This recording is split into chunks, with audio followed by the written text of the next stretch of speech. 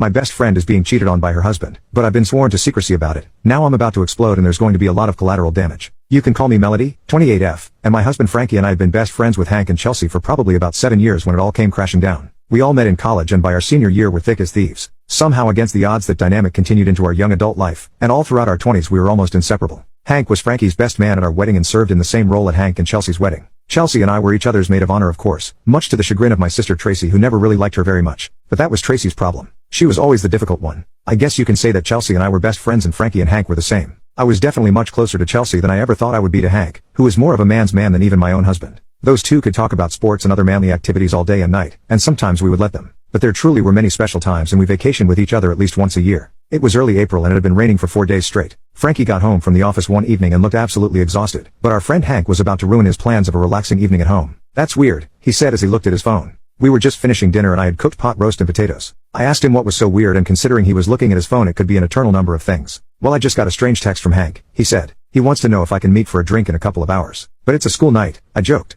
That's of course what we called any night that we had to work the next morning, and Frankie had to be up earlier than I did. 6:30 a.m. and out the door by 7. "I know," he said, "but it sounds like it's kind of serious." It was a little strange for Hank to be serious about anything, so I guess it was a good idea for Frankie to go talk to him and see what was on his mind. If Hank needed to talk then something must seriously be going on. I have to be honest, Frankie told me before he left. I'm a little bit nervous about this. I have no idea what to expect. I'm walking in totally blind. He said they were going to meet at Hastings, which was a dive bar they liked but Chelsea and I hated. It was dim and sleazy and so were all of the people there. It just wasn't our scene, but the boys seemed to like to go there and people watch. I told him to be careful and then he was off, and I was seriously worried about this off feeling that I had. It didn't go away for the next several hours, and by midnight I was starting to worry. That might as well be 3 in the morning for him and I decided to text him and ask if he was okay. As you can imagine I grew only more worried when I didn't get a response. It wasn't like him to not respond to me and it left me with a pit in my stomach. But then about 15 minutes later Frankie came dragging himself in the door. I could immediately tell that he was drunker than a skunk. He was stumbling around and slurring his words. "Have a good time?" I asked him to go into the kitchen and get him a glass of water. "Not really," he said.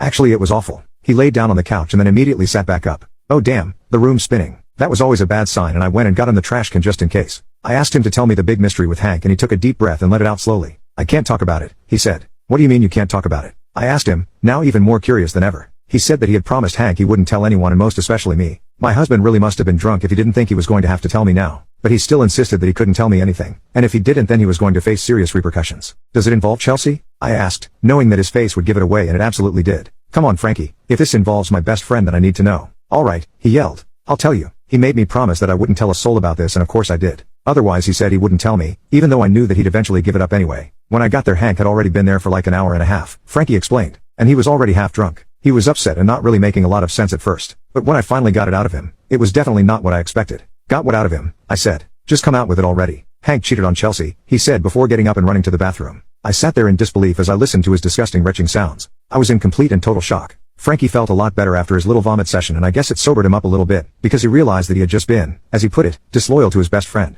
Well, what about Chelsea and I? Were we not best friends as well? What was I supposed to do with this information? "You're supposed to just keep it to yourself." Frankie seemed almost angry at me and I didn't appreciate his tone of voice one bit. He never raised his voice to me, but apparently Hank was bringing out a new side of him. I didn't say a word. I just got up and started walking to bed. "I mean it, Mika," he continued to yell. "Don't say a word." At least he had the good sense and self-awareness to sleep on the couch that night. If he had tried to crawl in the bed with me I would have just kicked him out anyway. And his bright and early day was bound to get off to a rocky start anyway. As soon as his alarm went off at the crack of dawn, the cracking headache struck him like lightning. "I'm so hungover," he lamented as I poured him a cup of coffee. Normally I'm still asleep when he leaves, but as you can only imagine I was having trouble sleeping that night. My mind was racing with thoughts as to what to do or what not to do. "Remember, you can't tell anybody about last night," he reminded me. "It will absolutely ruin my relationship with Hank." I wanted more information first. I wanted to know everything that Hank had confessed to him. There was no time now though. "You and I have to talk when you get home," I told him. The idea of working for the next 8 hours filled him with near panic, but that was his problem now. I wasn't the one who peer pressured him into all of those shots last night. That was his best buddy Hank. I was off that day, which meant that I had plenty of time to torture myself about what had just happened.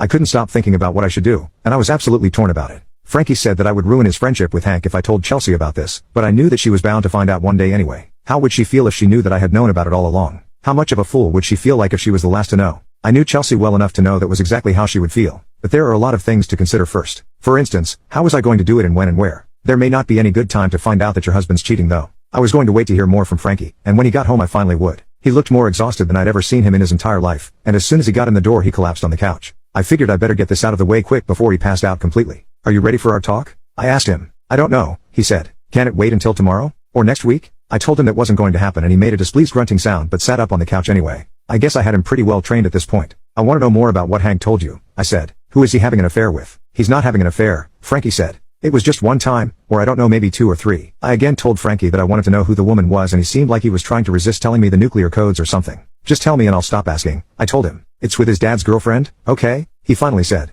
Are you happy now? I definitely wasn't happy, but that was certainly unexpected. I knew that Hank's parents had been divorced for years and both of them had a long series of boyfriends and girlfriends. I was always hearing about his mom's new man or his dad's new lady friend. Dating at that age sounded exhausting to me, but I guess it was even more exhausting when you had a guy like Hank around. Her name is Janice and they've been going out for like a year, Frankie said. Apparently it happened late one night after he went over to visit and his dad went to bed early. I didn't really need to know any more details than that though. But you promised not to tell anyone, Hank reminded me. With this situation getting even more strange and complex, I wasn't so sure if I could keep that promise. Didn't multiple people here have a right to know about their cheating spouses? Not only Chelsea but Hank's dad as well. I was honestly having a complete moral crisis and I didn't see what any of the solutions were. Especially considering I was going to be seeing Chelsea the very next day. We were meeting for lunch on our lunch breaks and I wasn't so sure I'd be able to get through it without opening my big fat mouth. But I was torn between a rock and a hard place. Was I going to be loyal and do the right thing by my friend? Or was I going to be loyal and keep the promise I made to my husband? Update 1. As soon as I saw Chelsea that day I realized that something was different about her. She definitely seemed upset about something and it took a while to get out what it was. I wasn't going to talk about this today, she said. But I guess it's kind of unavoidable now. She said that she felt like she and Hank were having problems lately, but she didn't know what to do about it.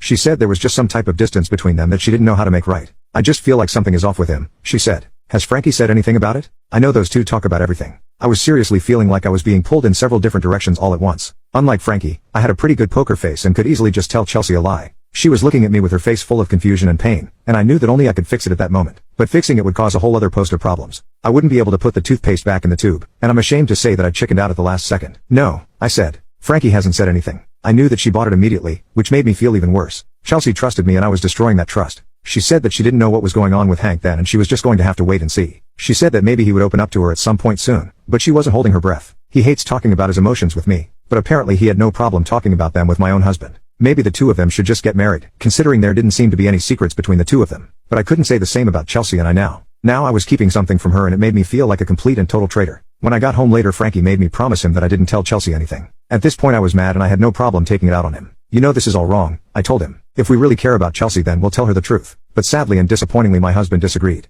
Are you kidding me? He said. It will destroy Chelsea if she knows. You know she has self-esteem issues. That was a little bit strange considering Chelsea was one of the most confident people that I knew. If anything it seemed like it was her husband that had the self-esteem issues. I was seriously beginning to wonder whether or not Hank's dad knew about his son and his girlfriend but apparently he didn't. Otherwise there would probably be serious problems in the relationship. But the way Frankie talked he was still going there every few days for dinner. Speaking of dinner, Frankie had a great idea of setting one up for the 4 of us for the following Saturday night. Are you crazy? I asked him. Do you know how awkward that's going to be? He told me that life had to move on though and I was going to have to get used to having the knowledge that I had about Hank. We all just have to move on from this, he said. Hank has no interest in leaving Chelsea, so what's the difference anyway? It was at that moment that I had my first doubt ever about Frankie. His argument was that if Hank didn't want to sleep with his dad's girlfriend again then that was justification enough not to tell his wife about it. It was the most bogus logic in the world but I didn't offer any pushback. If Frankie knew better he wouldn't have said that, so obviously he didn't. But I had had enough. I was tired of these two men trying to organize the flow of information around me and my best friend's life. Both of them always said they supported women and were feminist, but they definitely weren't acting like it. In fact they were acting like children. If Frankie wanted to have a dinner with everyone then that was fine, but I was going to make sure that the truth would be known. Otherwise there was simply no point in carrying on with any of these relationships. Update 2. For some reason Hank insisted that we go to Gordillo's, which was the most expensive Italian restaurant in town. Let's treat ourselves for once, he said.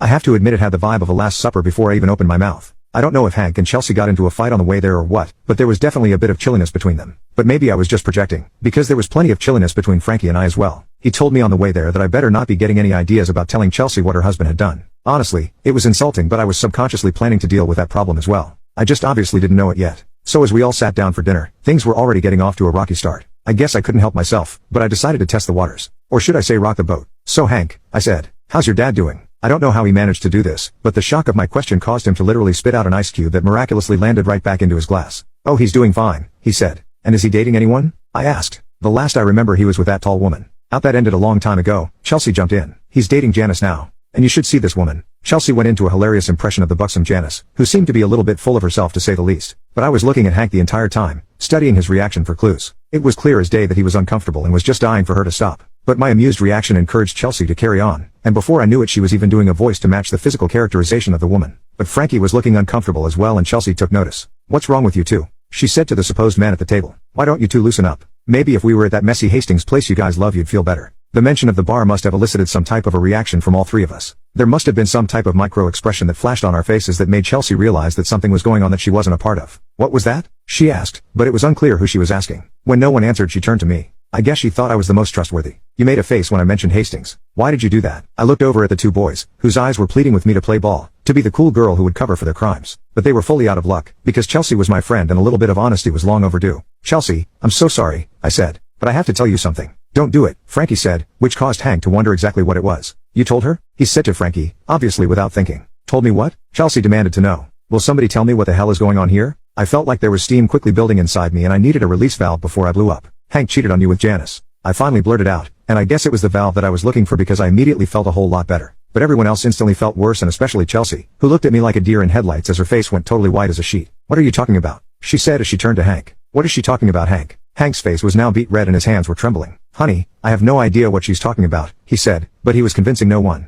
"Come on, bud," Frankie even said. "It's time to come clean." But for some reason this pissed me off more than anything. "Oh, you're one to talk," I said to him. "You're the one who told me not to tell her." I probably shouldn't have said that, because now Chelsea was mad at all of us. "Oh, so I'm the last one to know about this then?" I told her that I was sorry, that I tried to tell her the other day but I chickened out. Hank once again professed his innocence, but it was totally useless now, if it ever was going to be useful in the first place. But obviously this was way too much for her to process. She got up from the table and quickly walked out of the dining room trying to cover her tears as she went. "I hope you two are happy," I told the idiot twin sitting across from me as I got up and threw my cloth napkin down on the table. I found Chelsea sitting outside on the sidewalk crying, and at first she didn't want me anywhere near her, but she quickly relented. "I'm so sorry that I didn't tell you," I told her again. "I'm a horrible friend." "You're not a horrible friend," she said. "Actually, you're a great friend. You always have been." We left the boys at the restaurant and went to get a drink at a little cocktail lounge down the street. Chelsea said that her worst fear was that he had been cheating on her, but she would never have guessed it was with Janice. "Are you going to leave him?" I asked her, and she didn't really have the answer at the time, but soon enough if she did, and the answer was yes. It was a seriously difficult time for everyone, and Frankie and I obviously felt like we needed to choose sides.